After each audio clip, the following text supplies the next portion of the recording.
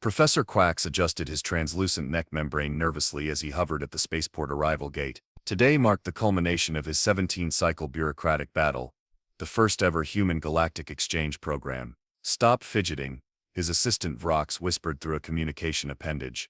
"Your anxiety pheromones are making the welcoming committee nauseous." "I can't help it," Quacks replied, his 6 eyes blinking out of sync. "Do you realize what's at stake? Humans are notoriously unpredictable. What if they hate the dormitories? What if they're allergic to our atmospheric mix? What if you calm down before you molt right here in public?" Vrox interrupted, the ship's already docking. The sleek vessel eased into the bay with a pneumatic hiss. Quacks straightened his ceremonial sash and mentally rehearsed his welcome speech one final time. The university board had been explicit: make a good impression or find a new tenure track. The ship's door slid open, revealing a lanky human male with disheveled brown hair, and what appeared to be some sort of fabric binding around one upper appendage. An arm, Quacks recalled from the orientation materials. "Hey there," the human called out with alarming volume. "I'm Todd Walker. Sorry I'm like an hour late. Had a little skateboarding accident before departure." He gestured vaguely at his wrapped arm. "Anyway, this place looks rad. You must be Professor." He squinted at a device in his functional hand. Quacks, the professor corrected, all 6 eyes widening. "Are you injured, exchange student Todd? Shall I summon emergency medical services?" Todd waved dismissively. "This thing? Nah, just a minor fracture. Doctor said it'll heal in like 6 weeks. No biggie." Vrox leaned toward Quacks. "Did the human just casually mention a broken skeletal structure?" "I believe so," Quacks whispered back. "How fascinating." Todd was already wandering toward the baggage retrieval area, seemingly unconcerned with both his injury and the fact that he'd completely derailed Quacks's meticulously prepared welcome ceremony. So where's everybody else?" Todd asked, hoisting a large backpack with his good arm. The orientation packet mentioned other humans. "Exchange student Michaela Winters will arrive tomorrow," Quacks explained, trying to regain control of the situation. There were only 2 human applicants for the program this semester. Cool. Just call her Mika though. Nobody uses her full name except her mom when she's in trouble." Todd grinned. "So what's the food situation here?" "I'm starving." The welcoming committee, consisting of 12 faculty members and 37 students, exchanged concerned glances. The human was nothing like the diplomatic formal representatives they'd expected. Among the students, a small purple-tinged alien with 4 arms, and an excessive number of data tablets clutched to her thorax pushed forward. "Greetings, human Todd. I am Zella, 3rd-year xenobiology major. I have several thousand questions about your species, beginning with your apparent disregard for skeletal integrity. Is this typical human behavior, or are you an outlier?" Todd laughed. "Oh man, you're intense. I like you." "Yeah, I guess humans break stuff all the time. My buddy Jake once broke both legs trying to jump his dirt bike over his dad's car. He still finished the race though." A collective gasp rippled through the crowd. Several students began frantically taking notes. "Fascinating," Zella whispered, her ocular ridges quivering with excitement. "The pain threshold must be extraordinary." Quacks clapped his appendages together to regain everyone's attention. "Perhaps we should continue this discussion at the university. The transport shuttle is waiting, and I'm sure exchange student Todd would like to see his accommodations." "Lead the way, Professor," Todd said cheerfully. "Just a heads up though, the orientation materials didn't mention gravity specifications. It feels a little heavy here. Not complaining just means I'll get wicked upper body strength by the end of the semester." He flexed his non-injured arm. As they boarded the shuttle, Zella maneuvered to sit next to Todd, her data tablets precariously balanced. "I've been studying humans for 3 cycles, she said, her voice vibrating with barely contained enthusiasm. "Your species' ability to survive on a death world is legendary. Is it true you voluntarily expose yourselves to harmful solar radiation for aesthetic purposes?" "You mean tanning?" "Yeah, some people do that." Todd shrugged. "Not really my thing. I just burn and peel like a molting lizard." "And you consume neurotoxins for recreational purposes," Zella continued, her stylus poised. "Oh, alcohol? Sure, who doesn't love a good beer? Well, except Mormons, I guess." The shuttle hummed through the university's soaring crystalline spires. Other students pressed closer, abandoning all pretense of disinterest. "What about your fractured appendage?" one bold student called out. "The pain must be excruciating." Todd looked down at his cast as if he'd forgotten it was there. Nah, they gave me some painkillers. It's just annoying because I can't play video games properly. Had to switch to turn-based stuff for a while." Quacks exchanged a meaningful look with Vrox. This casual attitude toward injury wasn't covered in any of the briefing materials. Perhaps humans were even more resilient than the university had been led to believe. As the shuttle docked at the dormitory complex, Quacks made a mental note to contact the medical department. If two fragile humans were going to be casualties of his exchange program, his academic career would be over before it began. "Here we are, exchange student Todd. We've modified this entire wing for human habitation," Quacks announced proudly. "Oxygen levels, temperature, pressure, all adjusted to Earth standards." Todd stepped into the room and whistled appreciatively.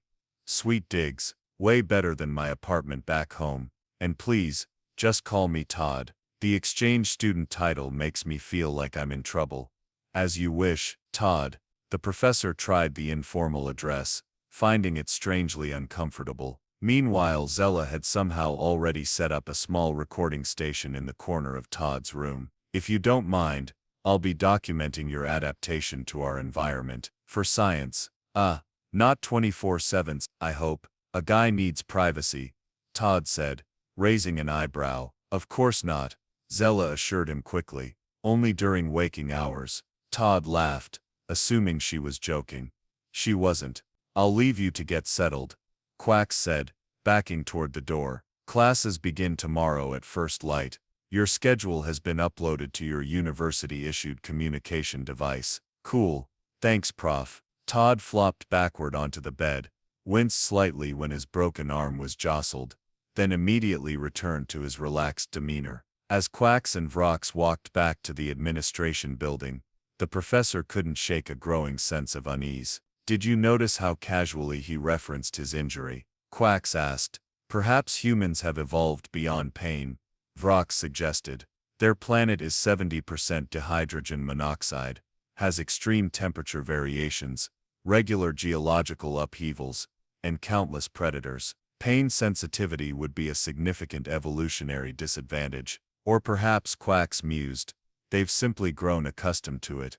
Back in the dorm room, Todd had already fallen asleep, snoring softly. Zella sat in the corner, recording every detail, and occasionally muttering to herself about extraordinary pain tolerance and revolutionary research opportunities. Little did anyone know that Todd's casual attitude toward his broken arm was about to spark a complete misunderstanding of human physiology that would ripple through the entire university, and it would only take one more human to turn that misunderstanding completely on its head. By morning, news of the injured human had spread across campus. Todd entered his first class, Comparative Xenobiology 101, to find every seat filled except for a specially reinforced one at the front with his name projected above it in holographic letters. Thanks." Todd slid into the seat, awkwardly balancing his tablet on his cast. Professor Garblox, a gelatinous mass of neural tissue suspended in a hovering containment field, oozed forward. "Welcome, human Todd. We are honored by your presence and deeply respectful of your bravery in attending despite your significant physical trauma." Todd blinked.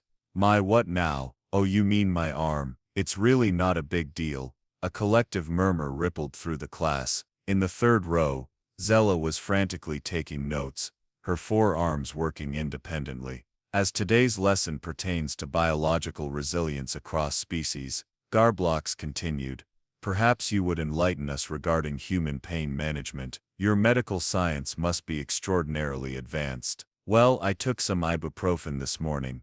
Todd shrugged. "Honestly, the cast is more annoying than painful. Itches like crazy." More murmurs, more note-taking. After class, Zella cornered Todd in the hallway, three of her arms clutching various scanning devices while the fourth held out a tablet. "I've been researching human medical protocols," she said, vibrating with excitement. "I discovered something called a pain scale. Is it true humans quantify their suffering from 1 to 10? Yeah, doctors ask that all the time. Rate your pain from 1 to 10. Super subjective though. Zella's ocular ridges shot up. And where would you place your fractured limb on this scale? Todd considered. I dunno, maybe a 3, 4 if I bump it against something. The scanners in Zella's hands went wild. Fascinating. A bone fracture merits only a 3, when your scale goes to 10. She leaned closer. What would constitute a 10? Todd scratched his head. I guess, being on fire, or kidney stones. My aunt had those and said she'd rather give birth to triplets again. By lunchtime Zella had compiled her findings into a preliminary report that spread through the university's academic network like wildfire. Todd found himself surrounded by curious aliens in the cafeteria. Is it true humans voluntarily endure pain for recreational purposes? Asked a tentacled student from the physics department. If you mean sports, then yeah, Todd replied through a mouthful of what he hoped was the alien equivalent of a sandwich. No pain, no gain. Right. This statement caused such a stir that 3 professors from the philosophy department immediately left to revise their lecture notes. Todd was halfway through his meal when a commotion at the cafeteria entrance drew everyone's attention. A human woman with dark hair pulled back in a practical ponytail strode in sporting a university jacket and scanning the room with alert eyes. Yo Mika, Todd called out, waving his good arm. Over here. Michaela Mika Winters navigated through the crowd of staring aliens, dropped her bag and gave Todd a friendly punch on his good shoulder. Dude, what did you do to your arm? She asked, sliding onto the bench beside him. Tried that new ramp at the skate park before leaving. Totally worth it though, got some sick air. Mika rolled her eyes. Classic Todd, always breaking something. This casual exchange caused such a sensation that a nearby Praxian student fainted, their crystalline structure temporarily destabilizing from shock. Are all humans as resilient as Todd? Someone called out. Mika looked confused. Resilient? This guy cried for 20 minutes when we watched Marley and Me in freshman film studies. Dude, not cool, Todd protested. Zella pushed forward through the crowd, all 4 arms now holding different tablets. Human Mika, I've been documenting Todd's extraordinary pain threshold. Would you say your threshold is comparable? Mika snorted. I grew up with 3 older brothers who thought mercies was a foreign concept. Pain is just weakness leaving the body. The cafeteria erupted in excited chatter. Zella looked like she might explode from scientific ecstasy. I need both of you to visit the medical bay, she declared. For research purposes. The university's medical bay was a marvel of galactic healthcare technology. Todd and Mika sat side by side on diagnostic beds, while Dr. Plex, the head physician, examined Todd's cast with 15 optical appendages. Primitive but effective immobilization, the doctor noted. However, our scans indicate the fracture is more severe than reported. Are you certain your pain level is only 3? Feels fine, Todd insisted. The Earth doctor said it was a clean break. Dr. Plex turned to Mika. And you human Mika, any injuries to report? Just some bruises from rugby practice last week, she said dismissively. Nothing interesting. Dr. Plex's appendages twirled in agitation. Our scans show 2 cracked ribs and significant soft tissue damage. Mika looked genuinely surprised. Huh, that explains the stabbing pain when I laugh. Thought I just pulled a muscle. The medical staff exchanged alarmed looks. Zella, who had somehow gained medical bay access despite having no medical qualifications whatsoever, was recording everything. This confirms my hypothesis, she announced to the room. Humans have developed psychological mechanisms to minimize pain perception. Their pain scale must be exponentially more intense than we realized. She turned to the bewildered humans. What horrors must constitute a tent on your scale if these injuries barely register? Before either human could respond, alarms blared throughout the campus. Professor Quacks's voice echoed over the communication system. Attention all faculty and students. The annual wilderness expedition to Nexus 7 departs tomorrow at dawn. All xenobiology students must attend, including our distinguished human guests. Prepare accordingly. Zella's eyes gleamed with scientific fervor. A wilderness expedition. The perfect opportunity to observe humans in a potentially hazardous environment. Todd and Mika exchanged glances. Should we tell them we're not actually superhuman? Todd whispered. And miss watching them freak out over every little thing. Mika grinned. No way, this is going to be hilarious. Little did they know the aliens' misconception about human pain tolerance was about to create a perfect storm of confusion, one that would only grow more chaotic when confronted with the reality of how humans actually handled pain when things got serious. Dawn on a university planet looks much the same as dawn anywhere else, except when three suns rise simultaneously and the sky briefly turns neon purple. Todd and Mika stood at the shuttle bay, adjusting their expedition packs while surrounded by anxious alien students. "Are your environmental suits comfortable, humans?" Professor Quacks hovered nearby, all six eyes blinking rapidly. "We've reinforced them with extra padding and 16 redundant life support systems." Todd struggled to move in the bulky outfit. Professor, Mika and I can't bend our knees in these." "A small price to pay for your safety," Quacks declared. "The wilderness of Nexus 7 is no place for fragile beings." Mika sighed. "We're not made of glass, Professor. Our standard university field gear would be fine." "Absolutely not," Zella interjected, approaching with what appeared to be a floating medical station. "My research indicates humans require constant monitoring when exposed to non-Earth environments." The shuttle ride to Nexus 7 was uncomfortable, to say the least. Todd and Mika sat inside a special containment bubble while their classmates pressed against the transparent barrier, watching their every move like rare zoo exhibits. "How's your arm?" Mika whispered. "Itchy." "How are your ribs?"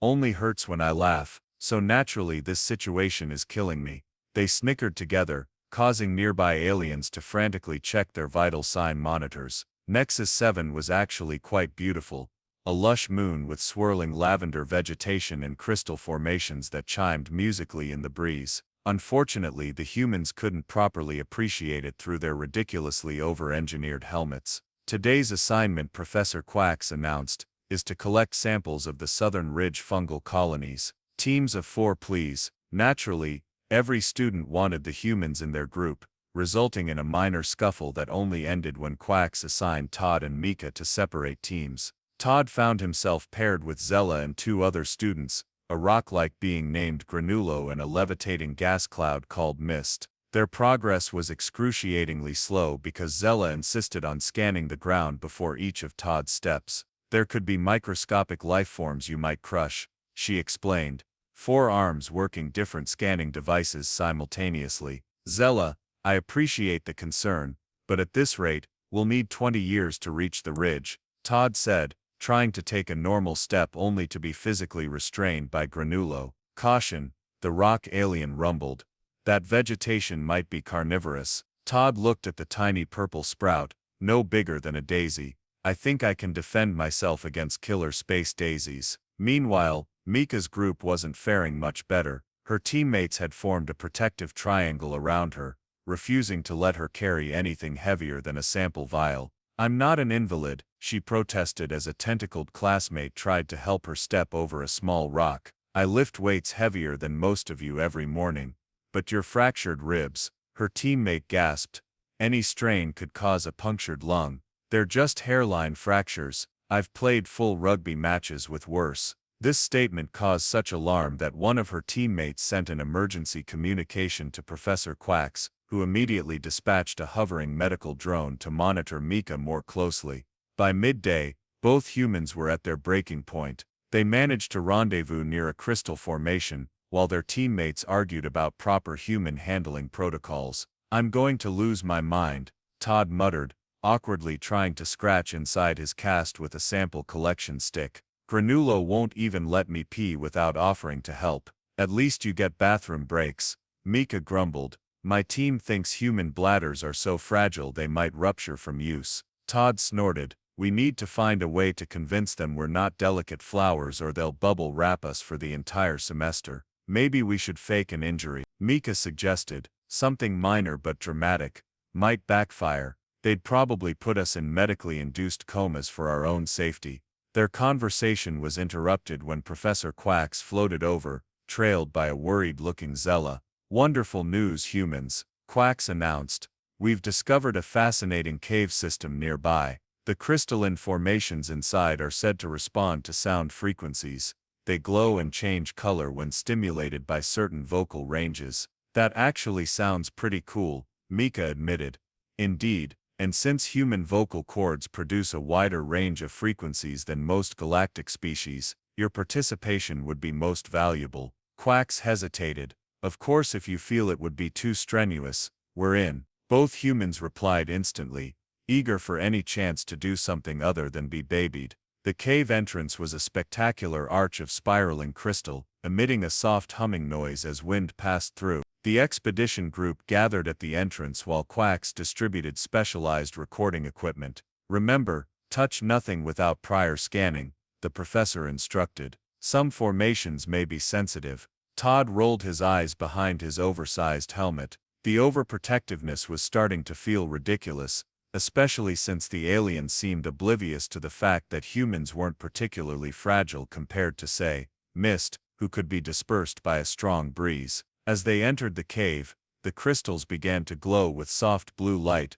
responding to their footsteps and voices. The effect was mesmerizing, ripples of color flowing through the cavern like visual echoes. Humans, would you mind vocalizing at different pitches? Quacks requested. We'd like to observe the crystal in response. Todd and Mika exchanged glances, shrugged, and began an impromptu scale. As their voices rose and fell, the crystals pulsed with increasingly vibrant colors, blues shifting to purples, then reds, and finally a brilliant gold that illuminated the entire cavern. Extraordinary, Zella exclaimed, all four arms recording frantically. The crystals are responding more dramatically to human vocalization than to any other species. For the first time since arriving, the humans felt like valuable contributors rather than fragile curiosities. The moment was actually rather beautiful, until the ground beneath them began to tremble.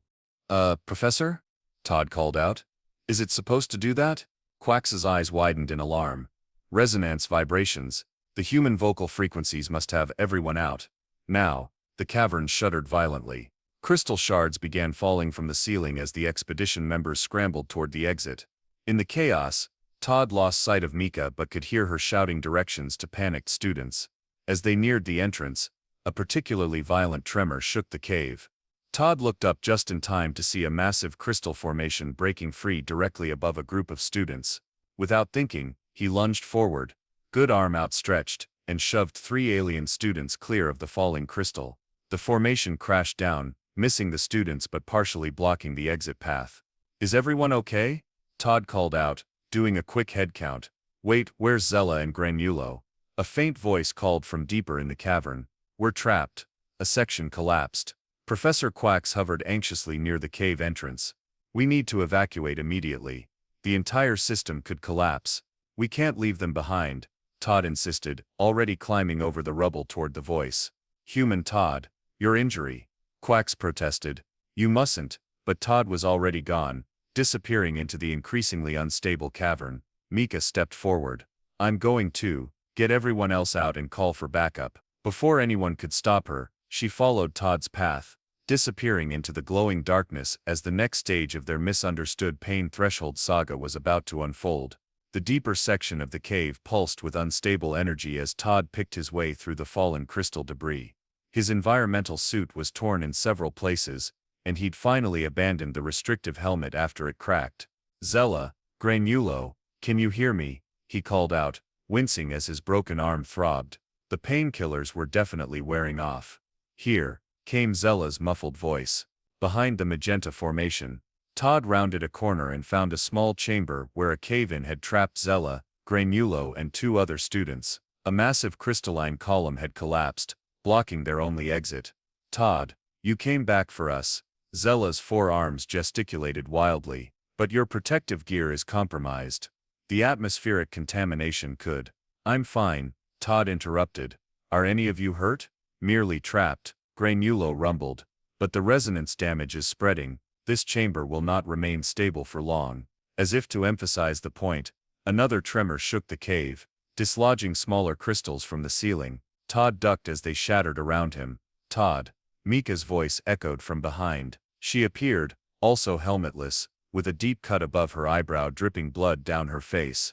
Found you. Professors evacuated everyone else and called for emergency services, but they're at least 30 minutes out. Zella stared in horror at Mika's injury. You're bleeding, human vital fluid is escaping. This is catastrophic. Mika touched her forehead. It's just a scratch. We need to move this column, Todd said, examining the blockage. If we can shift it about 15 degrees, there should be enough space for everyone to squeeze through. Impossible, Granulo objected. Even I cannot move such mass, and my density is 3 times that of solid neutronium. Todd and Mika exchanged a look. Leverage, they said simultaneously. Working quickly, they gathered fallen crystal shards and positioned them as makeshift levers beneath the column. Another tremor hit, stronger than before, sending a fresh shower of crystal fragments down. We're out of time, Mika muttered. On 3, we pushed together. They positioned themselves on opposite sides of the longest lever. As they prepared to push, the ground shifted again, and Mika suddenly gasped, clutching her shoulder. What happened? Todd asked sharply. Dislocated my shoulder, she said through gritted teeth. The trapped aliens watched in horror as Mika calmly assessed her injury. No time to deal with it properly. Brace yourself, this is gonna be gross. Before anyone could react, Mika slammed her shoulder against the cave wall. There was a sickening pop, followed by her casual, "There, back in place. Let's try again." Zella made a high-pitched keening noise of distress. That was, how are you still conscious? Practice, Mika said grimly. Hazard of the sport. Now let's move this thing before we're all crystal pancakes. They positioned themselves again. Todd braced with his good arm, knowing he'd have to use the broken one too if they had any chance of moving the column. 1, 2, 3. Both humans threw their full weight onto the lever. Todd felt a white-hot flash of pain as the broken bones in his arm shifted, but he didn't let up. The column groaned, shifted, and finally began to move. It's working, Zella cried. Don't stop. Wasn't planning to, Todd grunted, sweat pouring down his face despite the cave's chill. With a final heave, they created an opening just wide enough for the others to escape. Granulo helped the smaller aliens through first, then squeezed his rocky mass through the gap. Your turn, Todd told Zella, who was still staring at them with a mixture of horror and fascination. But your injuries will get a lot worse if we don't get out of here, Mika interrupted. Go. As Zella scrambled through the opening, a massive tremor shook the entire cavern. The ceiling began to collapse in earnest. Run, Todd shouted, shoving Mika toward the exit as crystal shards rained down. They sprinted through the unstable passages, ducking and weaving as the cave disintegrated around them. Todd's broken arm hung uselessly at his side, and Mika's movements were stiff from her freshly relocated shoulder, but neither slowed down. Almost there, Mika called, seeing light ahead. A final violent shake sent a massive formation crashing down directly in their path. Without hesitation, Todd dropped to the ground and slid underneath it baseball style, using his momentum to carry him through. Mika vaulted over a smaller section, tucking into a roll that would have impressed an Olympic gymnast. They burst from the cave entrance seconds before it collapsed completely, sending a plume of crystalline dust into the air. Both humans lay on the ground, coughing and gasping for breath. The assembled expedition stared at them in stunned silence. Professor Quacks hovered nearby, all 6 eyes wide with disbelief. You saved them, he finally managed. But at what cost? Your injuries are probably worse, Todd admitted, finally looking at his arm. The cast had split open, and even he had to wince at the unnatural angle. Yeah, definitely worse. Mika sat up slowly, favoring her injured shoulder. Got everyone out though. Worth it.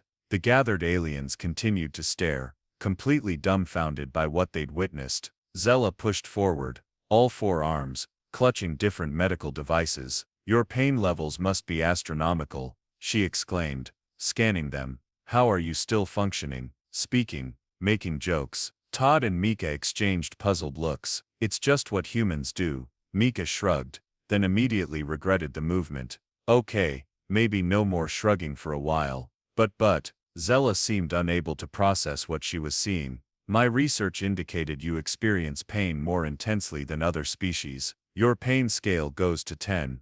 Yeah, Todd said, carefully cradling his re-broken arm. I'd say this is about a 7 now. Definitely need medical attention soon. A 7. The collective alien shriek was so loud it set off another minor tremor. What would constitute a 10? Professor Quacks demanded, hovering closer. Todd and Mika looked at each other again. Honestly, Mika said. We're kind of hoping never to find out. As the emergency medical transport finally arrived, hovering down from the violet sky, the aliens continued to stare at the two humans with a new kind of awe, and a dawning realization that perhaps they had completely misunderstood human pain responses from the beginning. I believe, Zella said slowly, recording every moment with her devices, that we may need to reconsider my initial hypothesis. You think? Todd laughed, then winced. Just wait until they give us the good painkillers, then you'll really see some weird human behavior. The medical team loaded both humans onto hovering stretchers,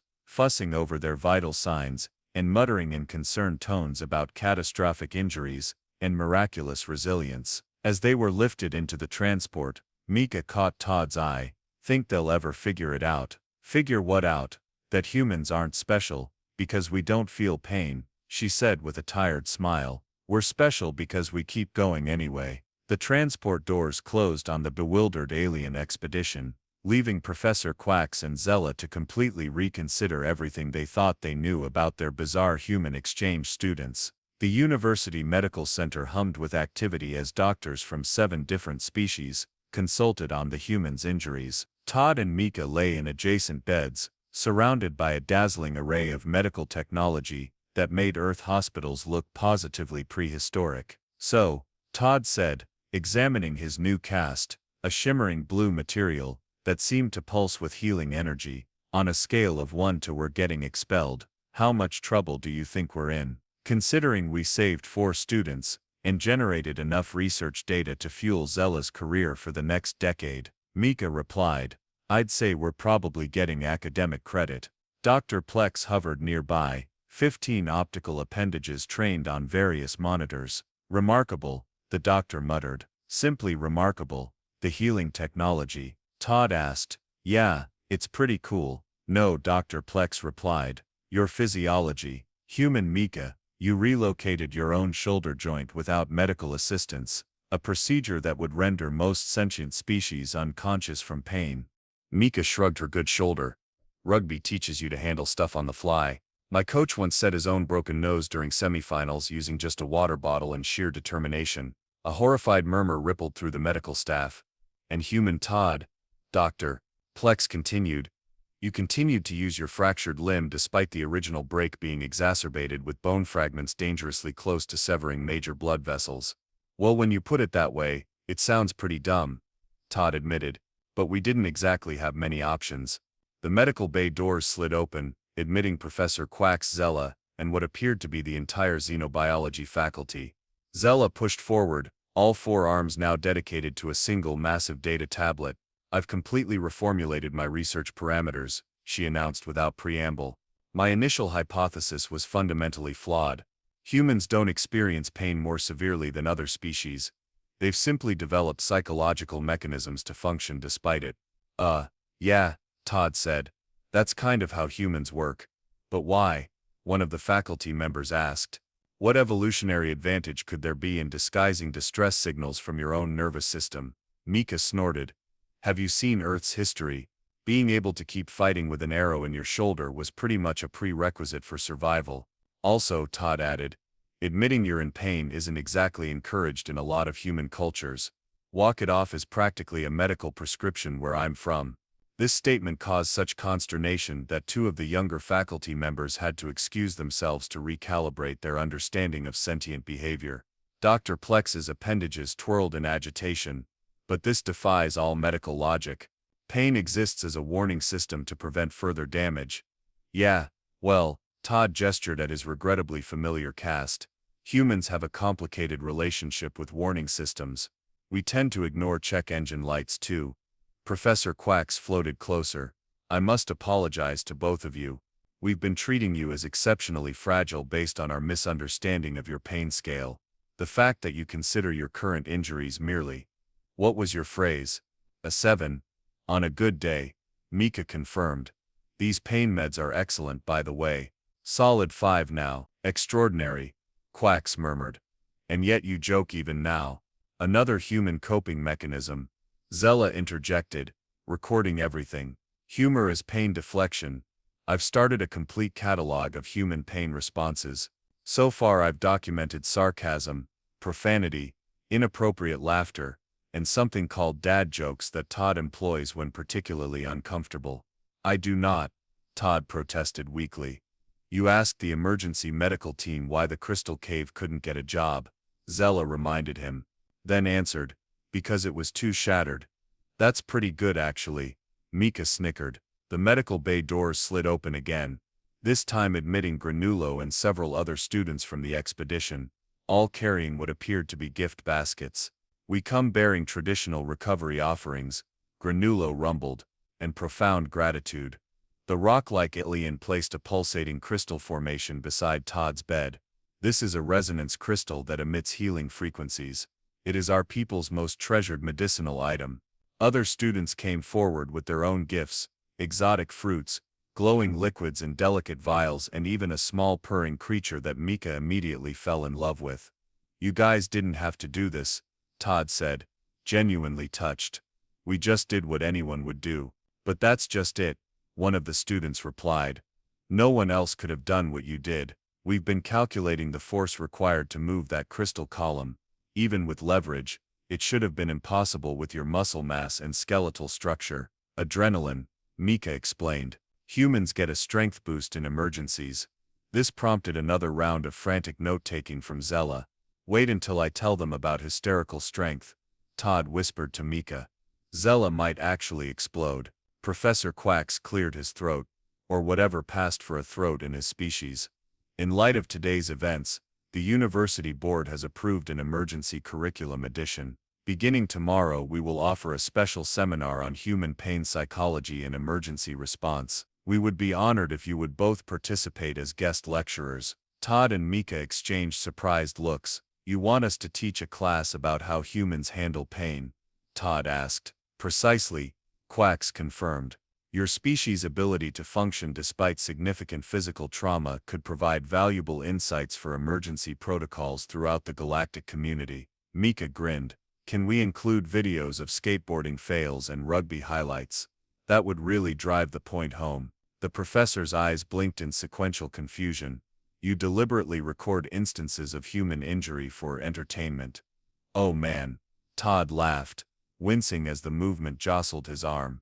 Wait until they discover Jackass. As the medical staff and faculty continued to debate the philosophical implications of human pain response, Dr. Plex approached with what appeared to be floating syringes. These accelerated healing compounds should reduce your recovery time by approximately 87%, the doctor explained. Though I must insist you actually rest during the process, despite your species' apparent inclination to ignore medical advice. No promises, Mika said, eyeing the purring alien pet that had fallen asleep on her lap. But these beds are pretty comfortable. As the visitors gradually filtered out, leaving the humans to rest, Zella lingered behind, her forearms now occupied with organizing her extensive notes.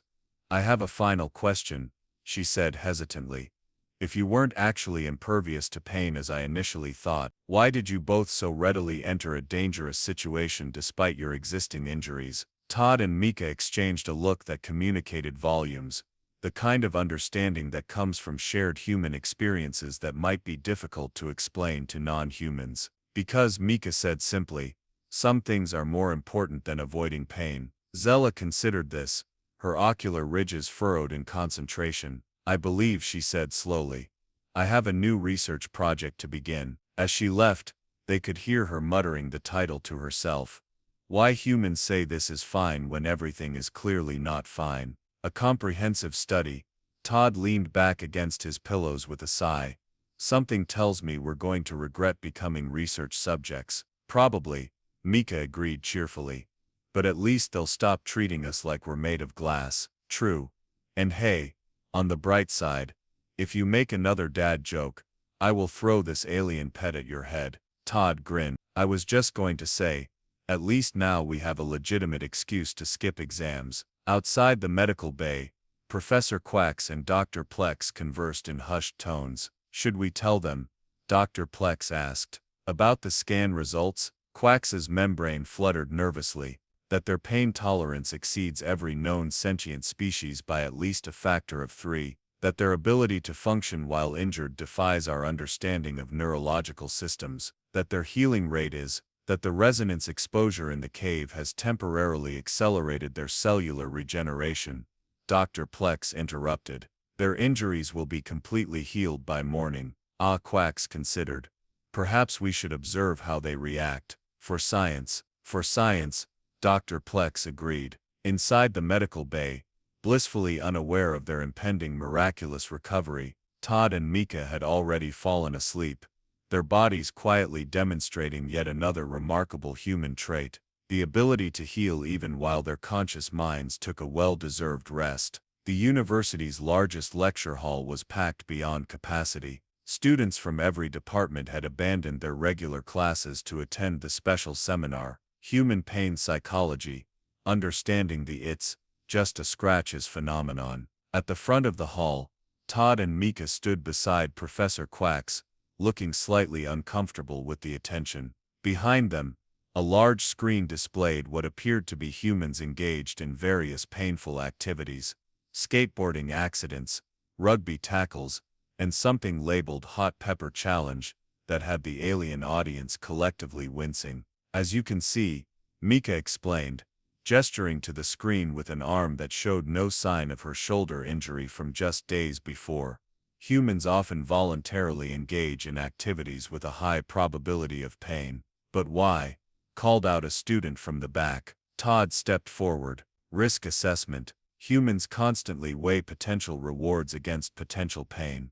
Sometimes the reward, fun, social status, accomplishment, outweighs the pain risk. Like when Todd tried to jump his skateboard over a moving car, Mika added, the reward of looking cool was worth the 60% chance of breaking something. It would have been cool if I'd made it, Todd muttered. Zella, who had somehow appointed herself as the seminar's official recorder, raised one of her forearms. But what about the cave incident? There was no looking cool reward there, only certain injury and possible death. The lecture hall fell silent. Todd and Mika exchanged glances. That's different, Todd said quietly. Humans have another calculation we make, one that often overrides self-preservation. Mika nodded. When others are in danger, most humans will accept pain, injury, or even death to help them. It's not about being tough or impervious to pain. It's about deciding that something else matters more. A contemplative murmur spread through the audience. Professor Quacks floated forward. What our human guests are describing appears to be a complex moral framework that prioritizes group survival over individual comfort, a trait that may explain how their species survived on a planet that seems designed to kill them. We just call it not being a jerk. Todd shrugged. From the front row, Dr. Plex raised an appendage. Would you explain the apparent discrepancy between your actual injuries and how you describe them? Our initial misconception stemmed from human Todd describing a broken bone as not a big deal. Todd scratched his head. That's cultural, I guess. In many human societies, particularly for males, acknowledging pain is seen as weakness, so we downplay it. Whereas in other human cultures, Mika added, particularly for females, pain is often dismissed by others, so we learn to emphasize it to be taken seriously. Yes, it really does hurt this much. This explanation caused such confusion that several universal translators briefly malfunctioned. So humans both exaggerate and minimize pain, Zella clarified, all four arms writing furiously, sometimes simultaneously. Welcome to the contradictory mess that is human psychology, Mika laughed. As the seminar concluded, students swarmed forward with questions. Professor Quacks had to activate a sonic barrier to keep the humans from being mobbed by enthusiastic xenobiology majors. One final question, the professor announced, selecting a small tentacled student from the crowd. Yes, you. Is it true, the student asked timidly, that humans voluntarily ingest capsaicin, a compound that causes intense pain for pleasure? Todd grinned. Hot sauce. Oh yeah, some humans compete to see who can tolerate the spiciest food. The lecture hall erupted in a mixture of horror and fascination. I believe, Professor Quacks declared over the commotion, that we have much more to learn from our human exchange students. Later, as they walked across the crystalline campus, Todd and Mika found themselves treated with a new kind of respect. Students no longer rushed to help them with simple tasks or warn them about potential dangers. Instead, they were greeted with what could only be described as awed deference. "This is weird," Todd muttered. "Yesterday I dropped my stylus and 3 students dove to catch it before it could injure me. Today I tripped on the stairs and everyone just watched to see how I'd handle it. Like we're some kind of pain-tolerating celebrities," Mika agreed. "I'm not sure this is better." They rounded a corner to find Zella waiting, all 4 arms clutching different research instruments. "I've completed the preliminary findings for my new study," she announced without preamble. "Why humans say this is fine when everything is clearly not fine. Would you care to review it?" "Sure, why not?" Todd replied, taking the offered tablet. As they scanned the document, their eyes widened. "Zella," Mika said slowly, "this is actually pretty insightful." The alien preened slightly. "I've theorized that human pain tolerance is less physiological and more psychological, a complex adaptation involving humor, denial, social expectations, and altruistic override systems."